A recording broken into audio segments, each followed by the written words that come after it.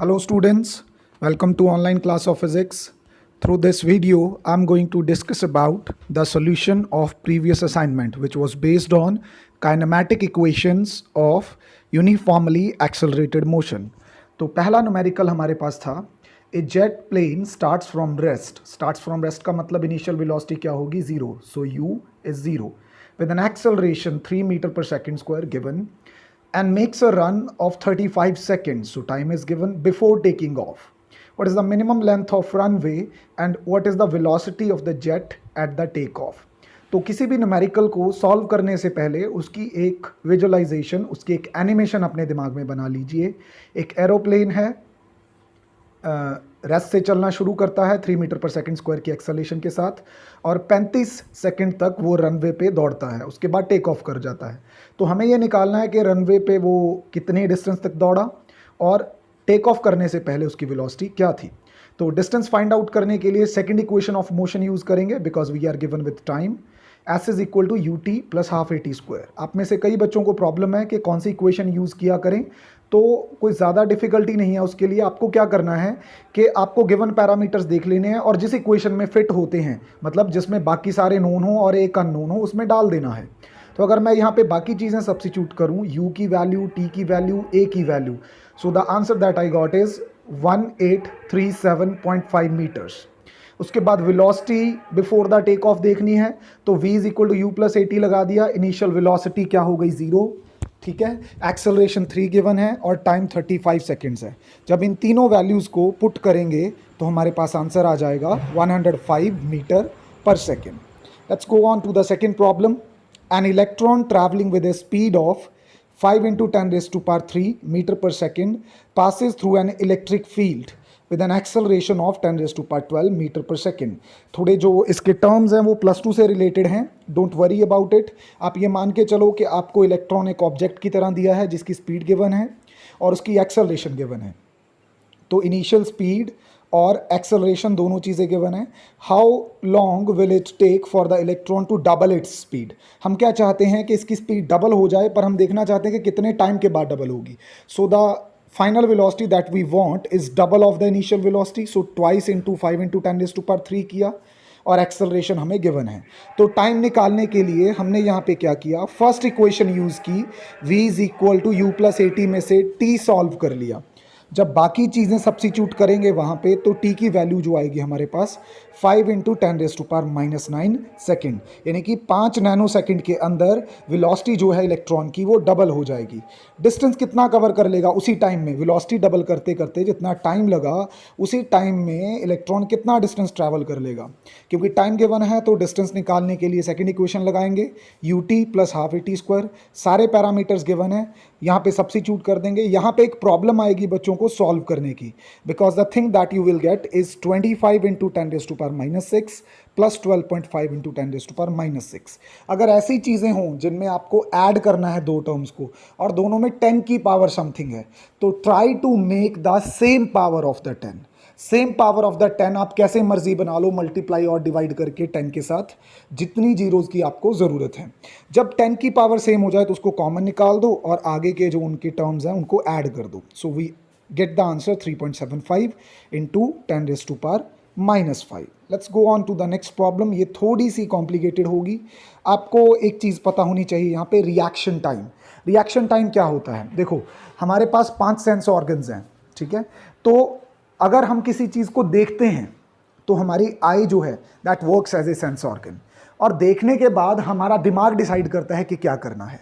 अभी यहाँ पे कुछ ऐसी ही है, वो देख के डिसाइड करने में जितना टाइम लगता है that is called response time और रिएक्शन टाइम.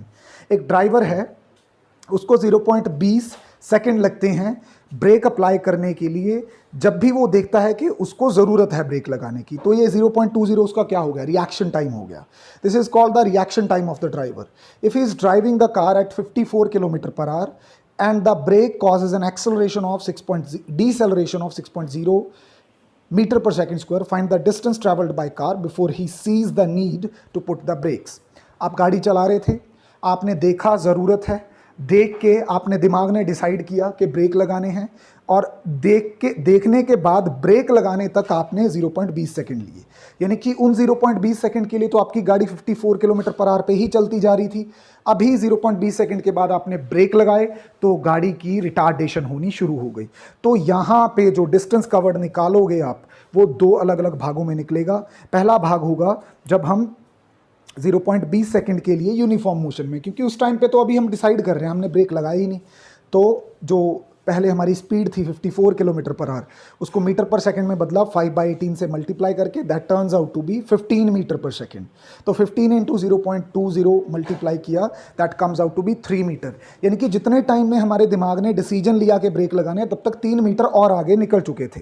ठीक है, उसके बाद लगा दिए ब्रेक लगा दिए तो रिटार्डेशन होगी तो जो एक्सेलरेशन है, मतलब रिटार्डेशन होती है डिक्रीज इन वेलोसिटी, तो एक्सेलरेशन उस केस में क्या ली जाती है, नेगेटिव। याद रखना, जब भी रिटार्डेशन का न्यूमेरिकल आए, जब भी वेलोसिटी डिक्रीज हो रही हो तो एक्सेलरेशन हमेशा नेगेटिव में ली जाती है। तो v² - u² = 2as में सब चीज़ें भर के फाइनली तो गाड़ी रुक गई तो फाइनल वेलोसिटी 0, इनिशियली 15 थी, ट्वाइस एक्सेलरेशन -6.0 s निकालना है, तो यहाँ से आ गया 18.75। फिर लास्ट में दोनों डिस्टेंसेस को ऐड कर दिया। बच्चे यहाँ पे ये रिएक्शन टाइम में किया गया डिस्टेंस कवर्ड निकालना स्किप कर जाते हैं, डोंट फॉरगेट इट। अगला न्यूमेरिकल और इंटरेस्टिंग है, राइट? क्या है नेक्स्ट न्यूमेरिकल में? ऑन ए फॉगी डे, मतलब कोई दिन है जिसमें फॉग पड़ रही है, दो ड्राइवर हैं, अपोजिट साइड से आ रहे हैं, 80 मीटर अपार्ट हैं, ठीक है, और उनको दिख जाता है दूर से कि सामने से एक गाड़ी आ रही है। तो आप क्या करोगे? जब बिल्कुल आपके सामने से गाड़ी आ रही हो, you will try to apply the brakes, ठीक है, ताकि आपकी कोलिजन, आपकी टक्कर ना हो। जो फर्स्ट गाड़ी थी वो 72 किलोमीटर पर आवर पे आ रही थी, जो सेकंड गाड़ी थी वो 60 किलोमीटर पर आवर पे आ रही थी।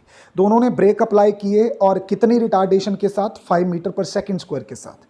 आप डिसाइड करो, न्यूमेरिकली कैलकुलेट करो कि दोनों में टक्कर होगी या नहीं होगी। ये डिपेंड करता है कि ब्रेक लगाने के बाद भी गाड़ियों ने कितना डिस्टेंस कवर किया। तो मैं दोनों केसेस में डिस्टेंस निकाल लेता हूँ, v² - u² = 2as लगा के, क्योंकि दोनों केसेस में मुझे एक्सेलरेशन पता है, दोनों केसेस में मुझे फाइनल वेलोसिटी पता है, गाड़ियों को रुकना है 0, दोनों केसेस में मुझे इनिशियल वेलोसिटी पता है। If I solve, first car के लिए ब्रेक लगाने के बाद भी वो 40 मीटर कवर करेगी, और सेकंड कार के लिए वो ब्रेक लगाने के बाद भी 27.78 डिस्टेंस कवर करेगी। अब उनके बीच में गैप था 80 का, अगर तो दोनों का डिस्टेंस कवर्ड मिला के 80 से कम है, फिर तो टक्कर बच गई। अगर दोनों का डिस्टेंस कवर्ड ऐड करके 80 से ज़्यादा होगा, इसका मतलब वो टकरा चुकी हैं। दोनों को ऐड किया, the distance came out to be 67.78। इसका मतलब दोनों के बीच में अभी भी अगर आप 80 में से 67.78 माइनस कर दो तो लगभग 12 पॉइंट समथिंग मीटर का फासला है, तो टक्कर नहीं होगी, बच गए वो। नेक्स्ट न्यूमेरिकल पे आ जाते हैं। एक स्प्रिंटर है, स्प्रिंटर जो तेज़ दौड़ने वाले होते हैं, ठीक है, वो 100 मीटर स्प्रिंट लगा रहा है, रेस्ट से शुरू करता है किस एक्सेलरेशन के साथ? 1 मीटर पर सेकंड स्क्वायर के साथ, और अपनी स्पीड को वो बढ़ाता जाता है। कितने क्वार्टर्स तक? 3 quarters of the total run. 3 quarters, एक क्वार्टर का मतलब होता है 0.25, यानी कि अगर 100 मीटर की बात हो रही है तो पहले 75 मीटर के लिए वो अपनी स्पीड को बढ़ाता जा रहा है किस एक्सेलरेशन के साथ? 1 मीटर पर सेकंड स्क्वायर के साथ। How and covers the last quarter with uniform speed. 75 metre तक कवर करते करते उसकी जितनी स्पीड हो गई, उसके बाद आखिरी का 25 मीटर वो उसी स्पीड के साथ यूनिफॉर्मली करके जाता है। यानी कि अगर आप डायग्राम देखो तो C से D पॉइंट तक जो मोशन है वो यूनिफॉर्म है, A से C तक यूनिफॉर्मली एक्सेलरेटेड है। तो आपको बताना है कि उसको फर्स्ट हाफ कवर करने में कितना टाइम लगा और सेकंड हाफ कवर करने में कितना टाइम लगा। तो सिचुएशन हमने ऑलरेडी स्टार्ट कर ली है। Point A is initial position, जहाँ पे डिस्टेंस कवर्ड 0 है और टाइम भी 0 हुआ है। पॉइंट B हमने वैसे ही मार्क कर लिया क्योंकि हमने हाफ के लिए चीज़ें निकालनी है। 50 मीटर पे, लेट्स से 50 मीटर पे पहुँच के उसको टाइम कितना हुआ था? T1 टाइम के बाद वो B पॉइंट पे पहुँच गया था। उसके बाद C पॉइंट पे, क्योंकि 3 क्वार्टर्स की बात हुई थी तो इसको भी मार्क कर लेना चाहिए 75 मीटर्स पे। वहाँ तक आते आते टाइम कितना हो गया था? T2। और last point, final point T3 time बीतने के बाद वो पहुँच चुका था। अब पहले मोशन A से B का देख लें, क्योंकि फर्स्ट हाफ के लिए हमें टाइम निकालना है, ठीक है। तो initial velocity 0, acceleration 1, distance covered 50, S = UT + ½ AT² लगाएंगे और यहाँ पे T1 की वैल्यू निकाल देंगे। यानी कि फर्स्ट आंसर बड़ी आसानी से आ गया कि हाफ ट्रैक कवर करने में उसको 10 सेकंड लगे हैं। उसके बाद A से C तक का आप टाइम निकाल लो।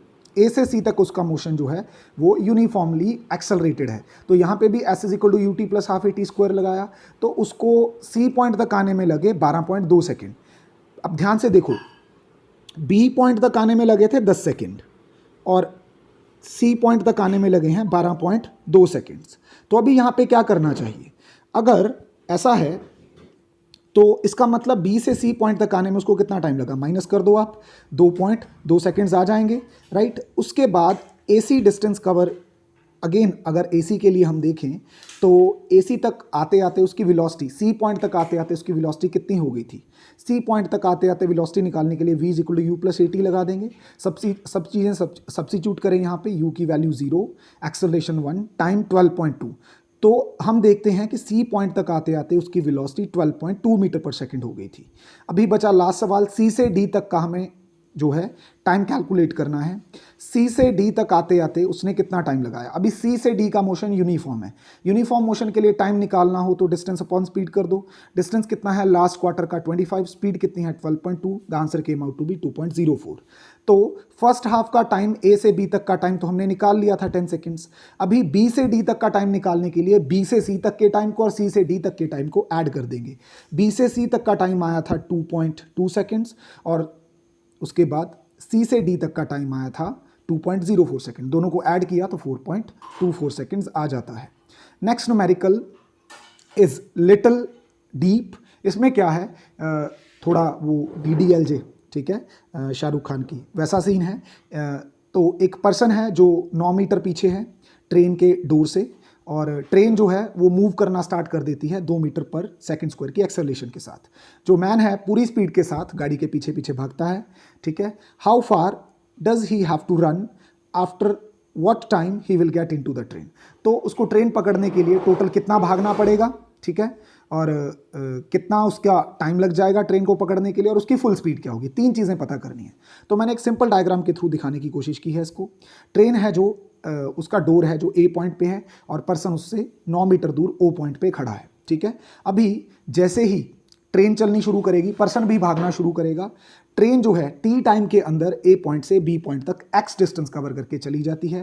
पर अभी जो पर्सन है उसकी मजबूरी क्या है, उसको ट्रेन पकड़नी है, तो उसको टी टाइम के अंदर ही जैसे ही ट्रेन ए से बी पहुंचेगी उसको ओ से बी पहुंचना होगा। यानी कि अगर वो पर्सन ट्रेन को पकड़ना चाहता है, ट्रेन के दरवाजे पे चढ़ना चाहता है, तो जिस टाइम में ट्रेन ए से बी गई है पर्सन को ओ से बी जाना पड़ेगा। Distance covered by person that is O B in time T must be equal to distance covered by the train A B, A से बी तक का distance in the same time. दूसरी बात क्या है, वो ट्रेन को तब पकड़ पाएगा जब उसकी स्पीड और ट्रेन की स्पीड सेम हो जाएगी। इसका मतलब जिस मोमेंट पे पर्सन ट्रेन के अंदर चढ़ेगा दोनों की वेलोसिटी क्या हो चुकी होगी, इक्वल हो चुकी होगी। तो इन दोनों फैक्ट्स का जो बॉक्स में रखे हैं ये आपकी अंडरस्टैंडिंग के लिए थे, सॉल्यूशन में लिखने की जरूरत नहीं है। तो इन फैक्ट्स का इस्तेमाल करते हुए सॉल्व करेंगे। तो distance covered by person in time T में पर्सन कितना डिस्टेंस कवर करेगा, क्योंकि वो फुल स्पीड से जा रहा है, एक ही स्पीड से जा रहा है, तो यूनिफॉर्म मोशन में है। Distance equal to speed into time. Distance cover करेगा 9 मीटर, तो जो ए पॉइंट तक था एक्स आगे था, 9 + x, स्पीड उसकी हो गई v इंटू टी, टाइम से मल्टीप्लाई कर दिया। उसके बाद इसी टाइम में ट्रेन कितना डिस्टेंस कवर करेगी, क्योंकि ट्रेन तो यूनिफॉर्मली एक्सेलरेटेड मोशन में है, तो उस पर लगाएंगे s is equal to U T plus half A T square. तो डिस्टेंस कवर्ड उसका कितना है x is equal to initial velocity कितनी हो गई 0, टाइम t लग रहा है उसको, हाफ एक्सेलरेशन उसकी 2 इंटू टी स्क्वायर। तो यहाँ से सॉल्व करके x आ गया टी स्क्वायर। अभी यहाँ पे क्या करते हैं, इक्वेशन 2 में से x की वैल्यू इक्वेशन फर्स्ट के अंदर सब्स्टिट्यूट कर देते हैं। तो इक्वेशन फर्स्ट कैसे मॉडिफाई हो जाएगी, 9 प्लस, ये देखो यहाँ पे 9 plus t square, right, is equal to v t, ठीक है। जब इसको सब्स्टिट्यूट किया तो इक्वेशन 3 बन गई, ऐसे ही छोड़ देते हैं इसको। अभी हम दूसरे फैक्ट का इस्तेमाल करते हैं। दूसरा फैक्ट क्या है कि जब पर्सन जो है ट्रेन को पकड़ लेगा उस टाइम पे पर्सन की स्पीड और ट्रेन की स्पीड सेम हो चुकी होगी। तो हम मान लेते हैं कि दोनों की speed is equal to v है। u प्लस ए टी से निकाल लेंगे, इनिशियल स्पीड 0, ठीक है, दोनों की ही 0 थी, दोनों ने रेस्ट से शुरू किया। एक्सेलरेशन ट्रेन की यहाँ पे 2 है। हमें एक्चुअली पर्सन की तो नहीं पता, हम ट्रेन की जो पैरामीटर्स हैं उससे निकालने की कोशिश करेंगे। ट्रेन की एक्सेलरेशन 2 टाइम उसका t, तो v आ गया ट्वाइस ऑफ t। अब इस इक्वेशन 4 को इक्वेशन 3 में सब्स्टिट्यूट कर देते हैं। जब भी ऐसा करेंगे तो टाइम हमारे पास 3 सेकंड्स यहाँ पे आ जाएगा। इसका मतलब 3 सेकंड के बाद जो पर्सन है उस ट्रेन को पकड़ लेगा। कहाँ से कहाँ तक भाग के? ओ पॉइंट से बी पॉइंट तक भाग के 3 सेकंड के अंदर अंदर वो पर्सन उस गाड़ी को पकड़ लेगा। उसकी स्पीड कितनी हो जाएगी? v is equal to equation 4 में पुट कर देंगे, ट्वाइस ऑफ t पुट किया तो 6 मीटर पर सेकेंड, ठीक है। पर्सन की फुल स्पीड है। अभी उसको डिस्टेंस कितना कवर करना पड़ा? देखो पहले 9 मीटर तो हमें क्लियर है, हमें x निकालना पड़ेगा। x निकालने के लिए हम यहाँ पे यूज़ कर लेते हैं इक्वेशन 2 को। इक्वेशन 2 के अंदर t की वैल्यू सब्स्टिट्यूट करते हैं तो वो आ जाएगा 3 का स्क्वायर 9, ठीक है। तो 9 मीटर वो ट्रेन से पहले दूर था, 9 मीटर उसको और कवर करने पड़ गए। टोटल कितना डिस्टेंस कवर किया? 18 metres. This numerical was quite interesting. आगे आ जाते हैं। यहाँ तक तो first 3 equations of motion use हो रही थी। आगे जो +2 में आके हमने 4th equation of motion use की है उसको यूज़ करेंगे। 4th इक्वेशन के अंदर क्या है? एक बॉडी है जो दूसरे सेकेंड में, इन द सेकेंड का मतलब है जब दूसरा सेकेंड बीत रहा है, दूसरे सेकंड में 12 मीटर कवर कर लेती है, ठीक है, और चौथे सेकंड में 20 मीटर कवर कर लेती है। 2 फैक्ट दिए हैं, कोई बॉडी मोशन में है, दूसरे सेकंड में 12 मीटर कवर कर लेती है, चौथे सेकंड में 20 मीटर कवर करती है। In every second it covers unequal distance. तो यहां से ये बात क्लियर हो जाती है कि ये एक्सेलरेटेड मोशन के अंदर है, ठीक है। तो s सेकंड दिया है हमें, ठीक है, 12 मीटर। s फोर्थ दिया है, तो ये s nth दिया है बेसिकली, हमें कंफ्यूज मत होना। How much distance will it cover in 4 seconds? 4 second में कितना डिस्टेंस कवर कर लेगी आफ्टर 5th सेकेंड? 5वां सेकेंड बीतने के बाद। 5वां सेकेंड बीतने के बाद 4 सेकेंड अगर उसको और दिए जाएं तो कितना डिस्टेंस कवर हो जाएगा? चलो पहले गिवन फैक्ट्स को इस्तेमाल करते हैं। s सेकेंड दिया है 12, s फोर्थ दिया है 20, तो इस पे s nth की इक्वेशन लगा दी। s nth पहले लगाई s सेकेंड पे। s सेकेंड में कितना डिस्टेंस कवर किया है? 12, तो 12 is equal to u plus a by 2। 2 into कितना सेकेंड हो गए थे? 2 सेकेंड हो गए थे, -1। तो हमारे पास इक्वेशन बन गई u plus 3/2a is equal to 12। उसी तरह सेम इक्वेशन s nth वाली को s फोर्थ पे लगा दिया, सब पैरामीटर्स पुट किए तो हमारे पास इक्वेशन 2 बन गई। यहाँ पे इक्वेशन 2 क्या है? u plus 7a by 2। वही s nth में n की वैल्यू सब्स्टिट्यूट की है। अभी इक्वेशन 1 और 2 ध्यान से देखो, 2 इक्वेशंस हैं, 2 ही पैरामीटर्स हैं u और a, दोनों को ऐड सब्ट्रैक्ट करके हम यहाँ से a की वैल्यू और u की वैल्यू निकाल लेते हैं। इसका मतलब जो बॉडी है उसकी एक्सेलरेशन 4 मीटर पर सेकंड स्क्वायर थी और जो उसकी स्पीड है वो 6 मीटर पर सेकंड स्क्वायर थी। अभी हमें निकालना है कि 5वां सेकंड बीत जाने के बाद अगर उसको 4 सेकंड और दिए जाएं तो कितना डिस्टेंस कवर होगा। 5वें सेकंड में कवर किया गया डिस्टेंस कितना होगा? s5, और 4 सेकंड और बीत गए तो 5 + 4 कितने सेकंड हो गए? 9 सेकंड, s9। तो अगर s9 में से s5 डिस्टेंस कवर कर दूं, अब ध्यान रखना ये s nth नहीं है, ये distance covered in t seconds है। एट tth सेकंड बात नहीं कर रहा मैं, दोनों अलग अलग बातें हैं।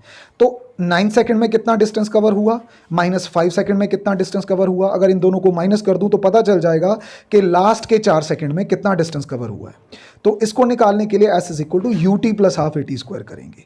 तो दोनों इक्वेशंस पे दोनों टाइम्स के लिए s is equal to ut plus half at square लगाया, दोनों को माइनस किया तो आंसर क्या आ गया? 136 metres. Let me recap it again. जो दूसरे सेकंड में डिस्टेंस कवर किया गया था और चौथे सेकंड में डिस्टेंस कवर किया गया था, इसके ऊपर s nth इक्वेशन लगाएंगे। उसके बाद कहा था कि 5वां सेकंड बीत जाने के बाद अगर 4 सेकंड और दिए जाएं तो कितना डिस्टेंस कवर होगा। इसका मतलब 5 सेकंड में कवर किया गया डिस्टेंस और 5 + 4 9 सेकंड्स में कवर किया गया डिस्टेंस। अगर इनको माइनस कर दूं तो लास्ट के 4 सेकंड का डिस्टेंस आ जाएगा। And this is what we have done in this numerical. Let's come on to the next numerical.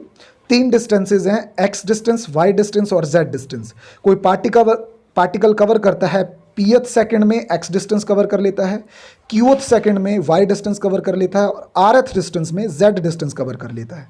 तो आपको प्रूव करना होगा q minus r multiplied by x plus r minus p multiplied by y, p minus q multiplied by z is equal to 0। देखने में बहुत मुश्किल लगता है but it is quite simple.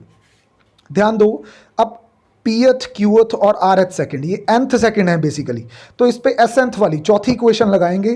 तो सबसे पहले s nth इक्वेशन लगाई। s nth इक्वेशन में सबसे पहले इसको अप्लाई किया pth सेकंड के लिए, तो डिस्टेंस कवर्ड कितना था? x, इनिशियल वेलोसिटी u और एक्सेलरेशन थी इसकी a/2, ठीक है, और टाइम कितना बीत चुका था? p सेकंड्स, तो 2p - 1 इक्वेशन 1 बन गई। इसी तरह से अब qth सेकंड के लिए जब डिस्टेंस y था तब इक्वेशन सेकंड बन गई, और rth डिस्टेंस के लिए जब डिस्टेंस z था तब इक्वेशन बन गई। तो इक्वेशन 1, 2 और 3 बन गई। अब इसके बाद क्या करना है, इसके बाद हमें देखना है कि हमें प्रूव क्या करना है। हमें left side is equal to 0 prove करनी है। तो लेफ्ट साइड मैं लेके चल पड़ता हूं, उसको इज इक्वल टू 0 प्रूव कर दूंगा। लेफ्ट साइड की पहली टर्म देखो, you need q minus r. Equation 1, 2 और 3 यूज करके q माइनस आर कैसे निकालोगे? q किस में आ रहा है? इक्वेशन सेकंड में। r किस में आ रहा है? इक्वेशन थर्ड में। अगर मैं इक्वेशन 2 में से इक्वेशन 3 माइनस कर दूं तो किसी ना किसी तरह मैं बनाने वो q माइनस आर वाली टर्म बनाने में कामयाब हो जाऊंगा। तो मैं 2 माइनस 3 करता हूं, subtracting 3 from 2, that is 2 minus 3। तो जब मैं वो करूंगा तो लेफ्ट साइड पे y माइनस जेड होगा, u में से u माइनस किया तो 0 हो गया, टर्म ही खत्म हो गई, लिखी ही नहीं। a/2 कॉमन निकल गया। अच्छा, उसके बाद -1 बीच में एक और माइनस है, तो 1 में से 1 माइनस करेंगे वो भी खत्म। 2q माइनस 2r आएगा, वो लिख लिया मैंने यहाँ पे, 2 कॉमन निकल गया। तो यहाँ से q माइनस r बड़ी आसानी से हमारे पास निकल आया। कितना आ गया? y minus Z by A. This is simple subtraction. इसी तरह हमें जब q माइनस r मिल गया, अब हमें बनाना है r minus P. Look carefully, r minus P बनाना है। r माइनस पी कैसे बनेगा? r किस में आ रहा है? इक्वेशन 3 में। p किस में आ रहा है? इक्वेशन 1 में। तो इक्वेशन 3 में से 1 माइनस कर दो, you will get r minus P is equal to Z minus X by A. इसी तरह आगे हमें क्या टर्म बनानी है? p minus Q. p किस में आ रहा है? इक्वेशन 1 में। q किस में आ रहा है? इक्वेशन 2 में। तो x माइनस वाई कर दो आप यहाँ पे, x माइनस वाई किया तो p माइनस क्यू की वैल्यू आ गई x माइनस वाई बाई ए। तो यहाँ से q minus r minus p minus Q की वैल्यू आ गई। अभी ध्यान से देखो, q माइनस r के साथ आउटसाइड क्या मल्टीप्लाइड है? x। तो q माइनस r के साथ x मल्टीप्लाई कर दो, r माइनस p के साथ y मल्टीप्लाई कर दो, और p माइनस q के साथ z मल्टीप्लाई कर दो। तो ये देखो, y माइनस जेड बाई ए के साथ x मल्टीप्लाई कर दिया, z माइनस एक्स बाई ए के साथ y मल्टीप्लाई कर दिया, x माइनस वाई के साथ z मल्टीप्लाई कर दिया। जब ब्रैकेट्स ओपन करेंगे तो X Y minus X Z, Y Z minus X Y plus X Z minus Y Z आ गया। अगर ये न्यूमरेटर की ब्रैकेट्स आप ओपन करो तो सभी टर्म्स कैंसिल हो जाएंगी और 0 बचेगा ऊपर। 0 divide by a is equal to 0। तो हमने लेफ्ट साइड से स्टार्ट किया और राइट साइड पे पहुंच गए। This is the proof, right. Let's come on to the last numerical. दो बसेज हैं ए और बी, दोनों किसी पोजीशन से शुरू करती हैं। ए बस की पोजीशन इनिशियली क्या दे रखी है हमें? 50 मीटर, और बी बस की पोजीशन क्या दे रखी है? 100 मीटर। कब? जब वो ओरिजिन पे थे, मतलब टाइम कितना हुआ था? 0। ये न्यूमेरिकल बाकी न्यूमेरिकल से कैसे डिफरेंट है?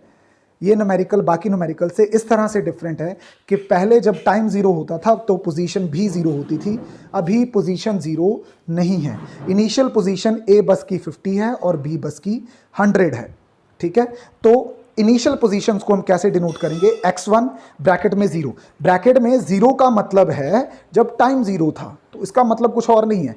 x1 विद ब्रैकेट 0 मतलब है initial position at time t is equal to 0। वो कितना है? बस के लिए 50 और बी बस के लिए कितना है? 100। उसके बाद वो बसेस ने स्टार्ट करना मूव करना स्टार्ट कर दिया। किस वेलोसिटी के साथ? यूनिफॉर्म वेलोसिटी के साथ। ए बस की वेलोसिटी 10 है तो v1 को लिख लिया 10, बी बस की वेलोसिटी 5 है तो उसको लिख लिया 5। अब ये बताना है कि किस टाइम और किस पोजीशन पे ए बस बी बस को ओवरटेक कर जाएगी। देखो, अगर ए बस को बी बस को ओवरटेक करना है तो जो दोनों की पोजीशन है उस टाइम पे जब वो ओवरटेक कर रही होंगी, एक दूसरे के बगल में होंगी। एक दूसरे के बगल में होने का मतलब है कि सेम पोजीशन पे होंगी। तो दोनों की जब वो ओवरटेक करेंगी, फाइनल पोजीशन क्या होगी? टी टाइम के बाद सेम होगी। तो अब पहले फाइनल पोजीशन निकाल तो लें।